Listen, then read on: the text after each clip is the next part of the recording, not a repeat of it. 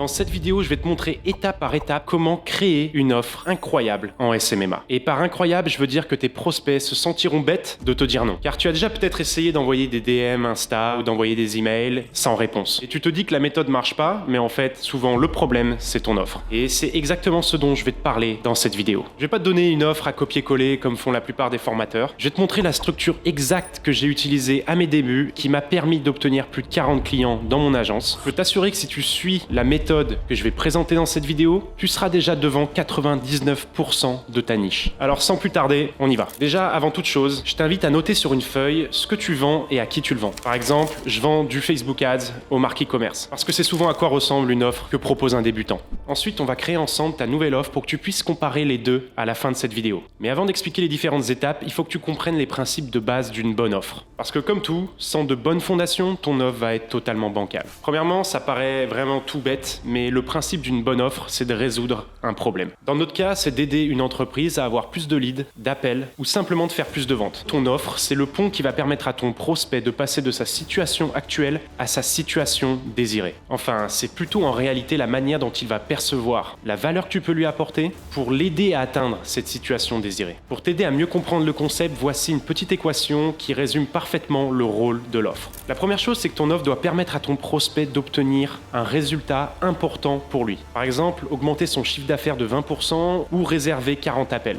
Ensuite, il faut augmenter au maximum la probabilité que tu puisses l'aider à avoir ce résultat. Et il y a plusieurs manières de le faire. Mais ça, on en reparlera plus tard dans la vidéo. Et puis, il y a l'autre côté de l'équation, qui sont les choses à minimiser. Déjà, il faut essayer de réduire au maximum le temps que cela va prendre pour atteindre le résultat promis. Je pourrais te parler de la théorie pendant des heures, mais déjà en ayant vu ce qu'on vient de voir, tu comprends déjà les bases et t'es sur la bonne voie. Et si ça te paraît encore flou, t'en fais pas, je vais te montrer comment appliquer ça dès maintenant. On l'a vu juste avant, le but de ton offre, c'est de résoudre un problème. C'est pourquoi la première étape pour créer ton offre est de définir la promesse. Et pour qu'elle soit totalement impactante, il est important de se concentrer sur le résultat final et non pas sur la manière d'atteindre ce résultat. Il faut toujours que tu gardes ça en tête. On vend uniquement le résultat. Parce que les entreprises s'en fichent de comment tu vas les aider. Ce qui les intéresse, c'est réellement ce qu'elles vont obtenir grâce à ton service. Qu'est-ce que tu vas leur apporter? Mais en fonction de ta niche, il peut y avoir des spécificités, donc c'est à toi de les trouver. Par exemple, les marques e-commerce ont besoin d'augmenter leur trafic à moindre coût et d'augmenter leur conversion. Mais l'objectif final, c'est de faire plus de ventes. Donc promettre plus de ventes à une marque e-commerce marchera mieux que de promettre une augmentation du taux de conversion. Dans les niches physiques, comme les restaurants, les hôtels, etc.,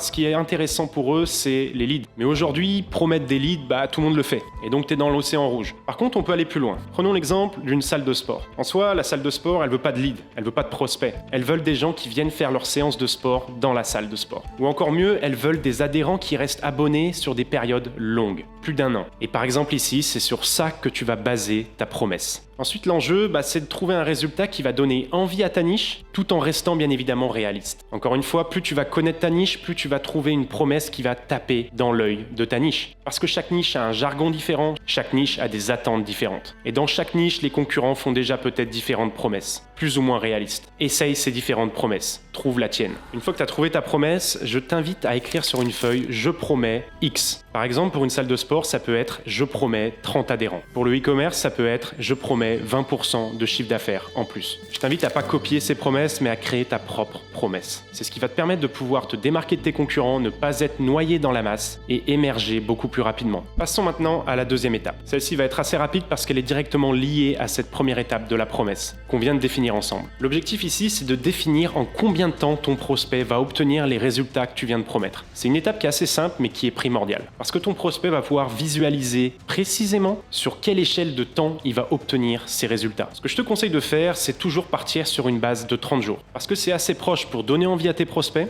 mais c'est aussi réaliste et c'est possible d'apporter des résultats sous 30 jours. Il faut bien évidemment que ta promesse en amont soit réalisable sous 30 jours. Si c'est pas le cas, tu peux l'élargir jusqu'à 90 jours par exemple. Ou alors réajuster ta promesse pour que ça tienne sur 30 jours. Du coup, grâce à ça, tu peux commencer à compléter ta promesse. Je promets 20% de chiffre d'affaires en plus pour ton site e-commerce en 30 jours. Maintenant qu'on a le fondement de l'offre, on va la rendre encore plus unique. Pour ça, tu vas soit trouver un mécanisme, soit trouver quelque chose que ta niche n'aime pas ou ne veut pas. Ça paraît un peu flou, mais je vais t'expliquer comment ça marche. Un mécanisme, c'est la méthode unique qui va permettre à tes clients d'atteindre des résultats. C'est ce qui va te donner de la crédibilité et qui va faire en sorte que tu te différencies de la concurrence. Ici, je te dis pas de parler de ton service, que ce soit Facebook Ads, Google Google Ads, TikTok Ads ou peu importe, mais d'expliquer en quelques mots, de manière assez large, comment tu vas permettre à tes prospects d'atteindre ta promesse. Et ça peut même être un simple nom, comme par exemple, je promets 20% de vente en plus pour ton site e-commerce en 30 jours grâce à ma méthode Scaly, ou un procédé comme grâce à ma méthode en 4 étapes simples. Encore une fois, c'est à toi d'être créatif et d'adapter ça à ta niche. Si tu n'as pas de méthode précise, tu peux prendre quelque chose que ta niche n'aime pas ou ne veut pas et l'intégrer à ta promesse. Par exemple, la plupart des entreprises n'ont pas de connaissances en publicité en ligne ou n'ont pas le temps de gérer la publicité sur Facebook. Et tu vas sûrement proposer un service done for you, c'est-à-dire que tu vas t'occuper de tout pour ton client. Donc dans ces cas-là, tu peux inclure quelque chose du genre « Je promets 20% de chiffre d'affaires en plus en 30 jours sans que vous n'ayez besoin de lever le petit doigt ». N'oublie pas, plus tu vas être précis, plus tu vas toucher une corde sensible de ta niche, plus ton offre va être impactante. Rien qu'avec cette promesse, tu te positionnes déjà devant 99%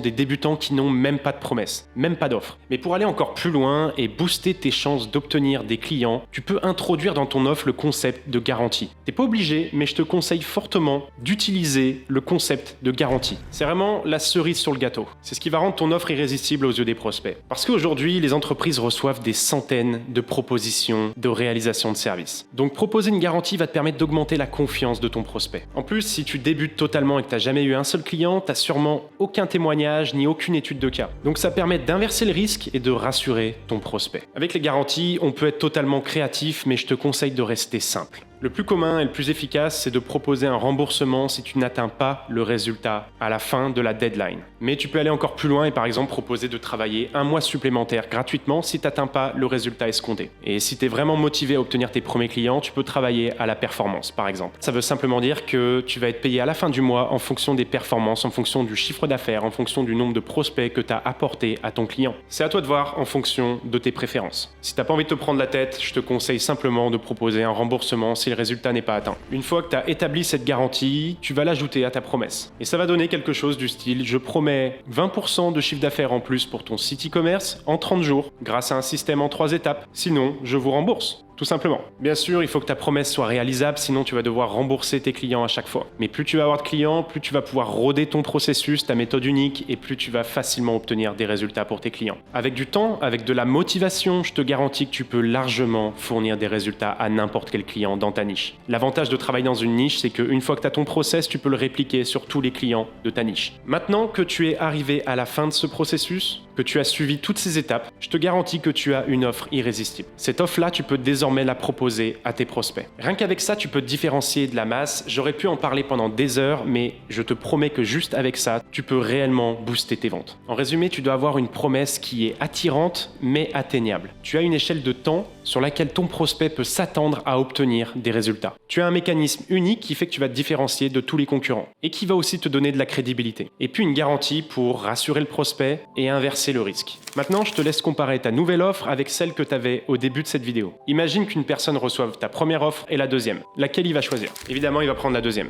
C'est pour ça qu'avoir une offre irrésistible est hyper important avant même de commencer à prospecter. D'ailleurs, si tu veux aller encore plus loin et apprendre concrètement comment utiliser cette offre-là pour réserver des appels et signer des clients, j'ai une formation gratuite qui t'explique ça étape par étape. Le lien est dans la description juste en dessous. J'espère que cette vidéo t'a bien aidé et je te retrouve bientôt dans une prochaine vidéo. À ton succès!